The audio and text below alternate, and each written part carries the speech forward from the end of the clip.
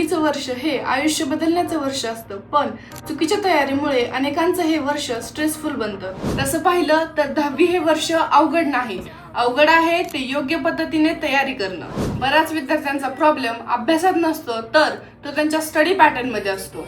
SRS academy मध्ये इयत्ता 5वी ते 10वीच्या विद्यार्थ्यांसाठी all subject with all medium in CBSE and state board दोन्हीचे बॅचेस अवेलेबल आहेत. म्हणजेच फाउंडेशन पासूनच स्ट्रॉंग तयारी.